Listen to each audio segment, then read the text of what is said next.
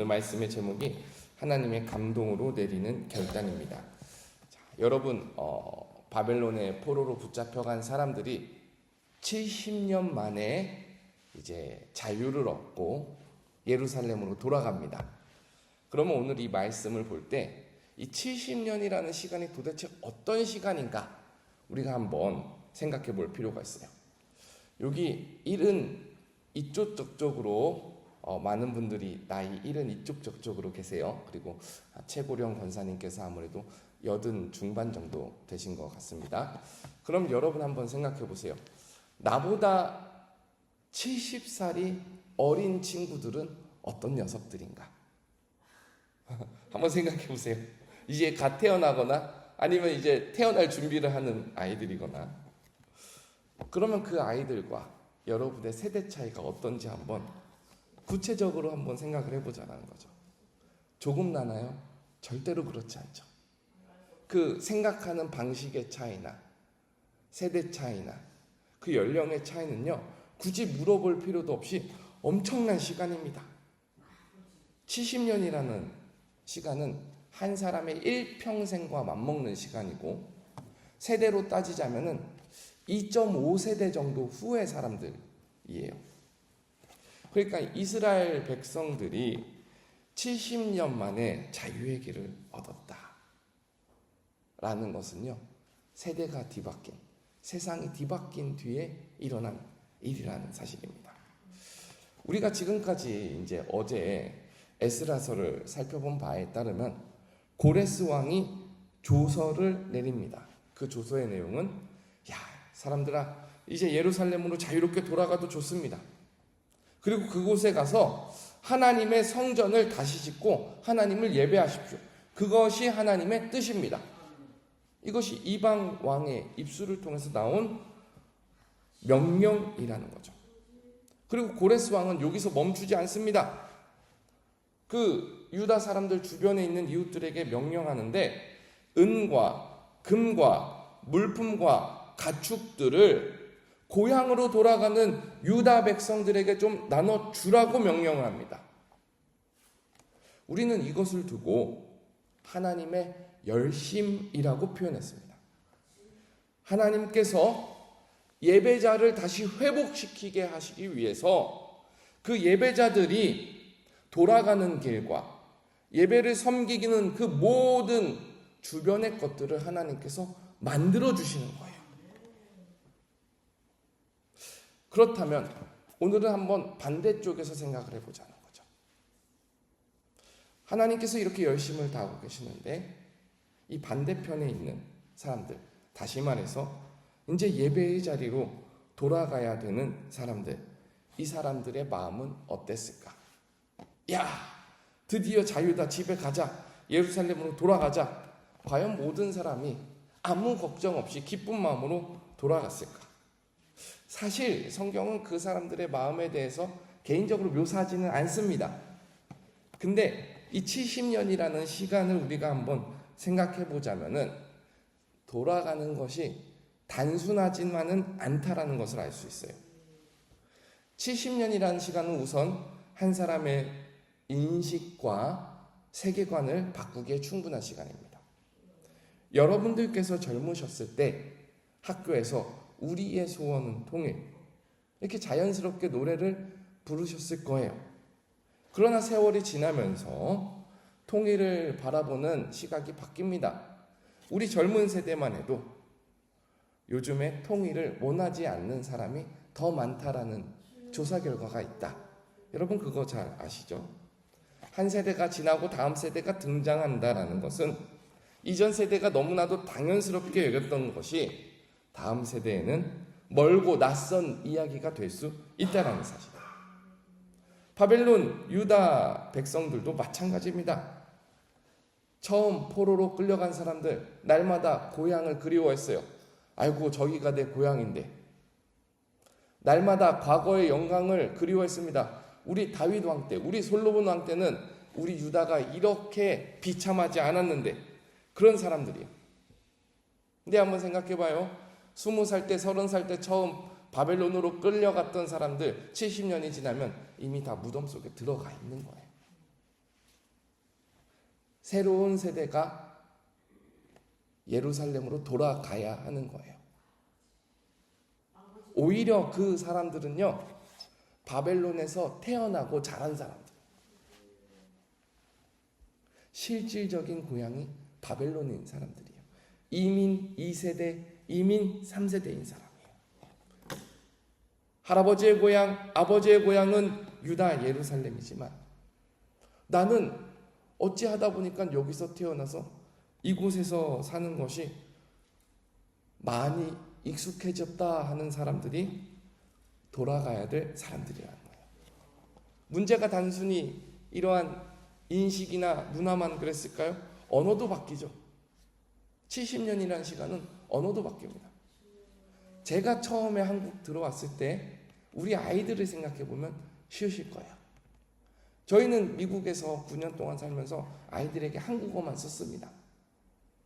한국어를 최대한 잘 가르치려고 부모가 노력을 했습니다. 근데 우리 아이들이 한국에 돌아왔을 때 주일학교에서 설교 말씀을 듣는데 예수님의 옆구리에 창이 찔렸습니다 하니까 우리 아이가 손을 들더니 옆구리가 어딥니까? 언어라는 것이 그렇습니다. 단지 한 6년, 8년 미국에서 살던 아이들도 이렇게 됐는데 70년이나 살았던 이 유다 백성들은요, 아람어를 쓰기 시작했어요. 히브리어가 아니라 아람어를 쓰기 시작했어요. 그 대표적인 증거로 우리가 지금 에스라서를 읽고 있잖아요. 이 에스라서의 대부분은 히브리어로 써 있지 않습니다. 아람어로 쓰여 있습니다. 원문이. 그리고 다니엘서의 대부분은 히브리어로 쓰여 있지 않습니다. 아람어로 쓰여 있습니다. 또 하나 재미있는 사실 알려드릴까요? 예수님께서 쓰신 언어가 아람어입니다. 생활 언어가 아람어예요. 달리다굼, 이 말이 아람어예요. 이 사실을 알고 성경을 읽으면 참 재밌습니다. 아람어만 예수님이 쓰셨다는 게 아니라 히브리어, 헬라어도 다 아시지만은 아람어를 많이 쓰신 것이 복음서에 기록이 되어 있습니다. 자, 이제 이 사실을 아는 상황 속에서 우리가 생각해 볼 것이, 과연 이 유다 백성들이 바벨론에 살아가던 유대인들이 고레스의 조서를 들었을 때 곧바로 모든 것을 다 뒤로하고 야 이제 예배하러 돌아가자 결정하는 것은 쉬운 일이 아니라는 사실이에요. 바벨론에 이미 집이 있고 직업이 있고 가족과 이웃도 있어요. 익숙한 문화생활이 다 거기에 있습니다. 근데 반면에 돌아가야 하는 예루살렘은 어떻습니까? 맞습니다. 아무것도 없어요. 전쟁 이후에 모든 것이 없어진 황폐한 곳이에요. 마치 6.25 전쟁 이후에 대한민국 서울을 보는 것과 같이 예루살렘 성은 성이 무너지고 성전이 불타고 집과 전토가 다 없어졌어요. 돌아간다 해도 돌아간 이후의 삶은 평범한 삶이 아니라 폐허를 치우고 개척을 다시 해야 되는 개척자의 고된 인생이 뿔보듯 뻔한 것이 바로 돌아가는 일이라는 사실이에요. 그러니까 인간적으로 생각했을 때 발걸음이 안 떨어질 수 있어요. 그래서 오늘 성경에 하나님께서 어떻게 하셨냐, 우리 5절을 한번 읽어봅시다. 이 5절이 오늘의 핵심입니다. 함께 읽어보겠습니다. 시작. 이에 유다와 베냐민 족장들과 제사장들과 레위 사람들과 그 마음이 하나님께 감동을 받고 올라가서 예루살렘의 여호와의 성전을 건축하고자 하는 자가 다 일어나니, 하나님의 감동으로 일어나야 되는 것이에요. 만약에 예루살렘으로 돌아가는 것이 누가 가도 좋은 일이다, 누가 봐도 가고 싶은 일이다 그러면은 하나님이 감동할 필요가 있습니까? 열이면 열 다 달려가고자 선착순 달리기를 할 텐데, 근데 그것이 아니니까 하나님께서 사람들에게 감동을 주셨다라는 사실이에요. 고레스가 외적인 문을 열었다라고 한다면, 법적으로 개방을 하고 사람들에게 도움을 주라고 외적으로 문을 열었다라고 한다면, 물론 그 고레스도 하나님께서 명령해서 그렇지만 지금 오늘 본문에서 하나님께서는 이스라엘 사람들이 다시 예배의 자리로 돌아갈 수 있도록 그 마음의 문을 여시는 분이 바로 하나님이라는 사실입니다. 여러분, 저는 오늘 이 말씀 한 구절이 우리에게 굉장히 큰 의미를 준다라고 생각을 합니다. 사실 우리가 전도를 하거나 전도를 받을 때 교회 문턱이 굉장히 낮아요. 이게 무슨 말이냐면, 우리 중 누군가가 새신자가 예배당에 들어올 때 왜 들어왔냐라고 하는 사람이 아무도 없습니다. 객관적으로 그래요.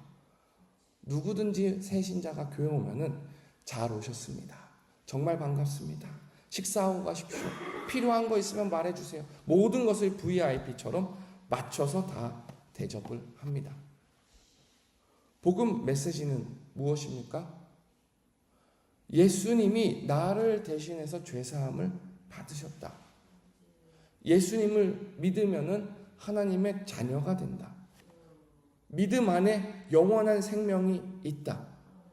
우리는 하나님을 아버지라고 부르면서 어렵고 힘든 것을 내어놓고 하나님께 기도할 수 있다. 우리는 혼자서 이 세상을 살아가는 것이 아니라 하나님과 함께 살아가며 이웃들과 함께 동행할 수 있다. 복음의 소식은요, 기쁜 소식이 분명히 담겨 있습니다. 그런데요, 마음에 감동이 없으면 이 복음의 기쁜 소식이 들어가지 않는다는, 마음에 감동이 없으면 아무리 교회에서 환대를 해도 교회에서 환대하는 그 환대가 너무 지나친 친절로 여겨져서 불편할 수 있다라는 사실이에요. 그래서 우리가 이 고백하는 신앙의 고백이 저는 더 절실하게 다가옵니다. 내가 결단해서 내 발로 교회 걸어오고, 내가 결단해서 예수님을 나의 주님으로 영접한 것 같지만, 사실 그 결단하는 마음의 감동 또한 하나님께서 우리에게 주셨을 때 복음이 기쁜 소식으로 받아들여지고, 그 가운데 하나님을 찬양하는 예배자가 된다라는 사실을 우리가 알 수 있습니다. 왜냐하면 사람에게 있어서 바벨론은 너무나도 익숙한 것이기 때문에. 70년의 포로 기간이었지만 그 70년 동안 그 바벨론에 붙잡혀 있던 사람들은 집도, 직장도, 언어도, 문화도, 모든 것이 바벨론에 속해 있던 사람들이에요. 우리가 몇 년을 이 땅 가운데서 살든 하나님 밖에서 이 땅 가운데서 산 이 시간은 내가 주인이고, 내가 기준이고, 내가 원하는 삶, 내가 바벨론이 되어서 살아가는 삶을 우리가 살아오다가 복음을 들었을 때 이제는 내가 주인이 아니라 예수님이 주인 되는 삶을 살아야 된다는 그 메시지를 들었을 때 바벨론을 떠나서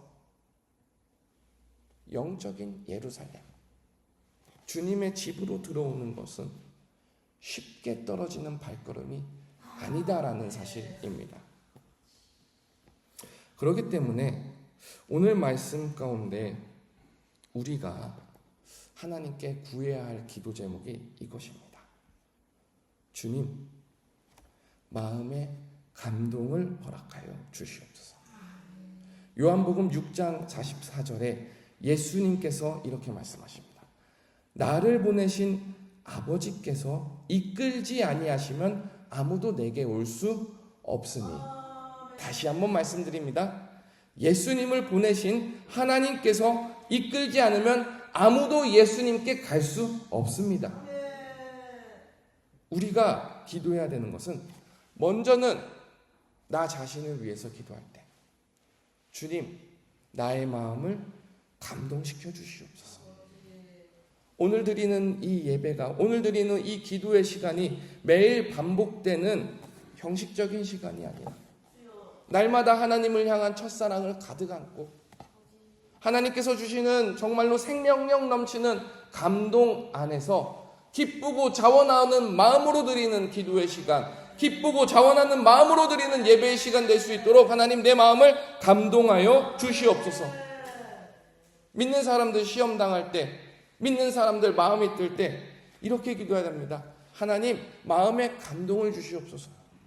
말씀이 듣고 말씀을 보아도 순종하고 싶지 않은 시험이 몰려옵니다. 그러나 주님께서 내 마음을 새롭게 감동 주시면 이것 또한 기쁘고 즐거운 마음으로 섬길 수 있을 줄 믿습니다. 먼저 이거 간구해야 합니다. 또 전도하는 영혼들을 위해서, 섬기는 영혼들을 위해서 기도할 때도 주님, 나는 고레스와 같이 하나님의 말씀에 순종해서 외적인 것을 준비합니다. 이 사람을 전도하기 위해서 외적인 것을 만들어갑니다. 그러나 하나님 결정적으로 이 영혼의 마음을 감동하여 주시옵소서. 복음이 들어가고 역사하도록 하나님 마음의 길을 열어 주시옵소서. 이것이 바로 우리가 오늘 에스라서 1장 5절 가운데 하나님 앞에 구할 기도입니다.